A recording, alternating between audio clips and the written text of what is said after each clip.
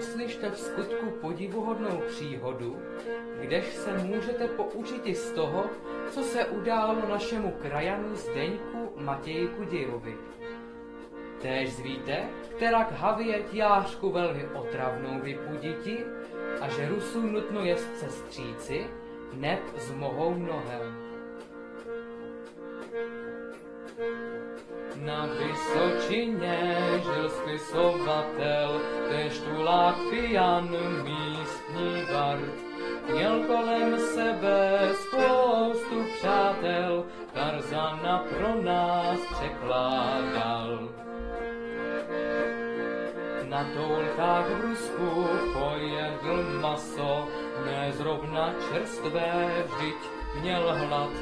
Však díky tomu získal kámošku, malou tasemnici na pořád. Tak spolu žili celé roky, ona v něm rostla, on strádal. Tak jednoho dne do Humbolce zašel, pomož doktorehu lákal. Doktor je koumák, ví jak na to, flašku oleje Matěj pil. Pak ještě jednu chudák malej, by svou kámošku vypudil. Tahatko malou, říkal doktor, nepřetrhnout ji, prosím vás. Když vytáhli z něj první metr, nebylo vůbec o co stát. Prvnímu, druhý i třetí metr Matěj měl toho právě dost.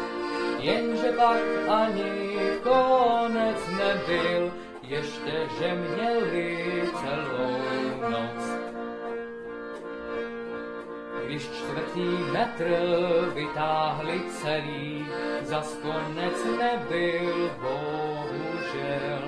Tahejte dále, říkal doktor, Matěj už zbytek neviděl.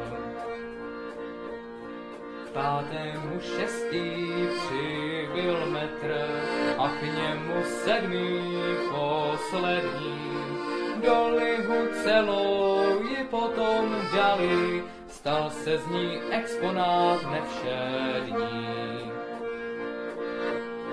Zdeněk Matěj Kuděj, tásemnice, 7 metrů dlouhá, psáno jest, kde jaký žáček se jí děsil, když v kabinetu mýval trest. Když potom v 45. molodci z Ruska chtěli pít, přišla jim hodtá tásemnice, vždyť to byl dobrý čistý líh.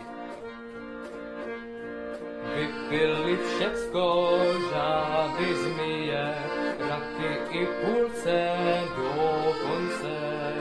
Rusa jen tak něco nezabije a Matěj Kuděj ten ví své.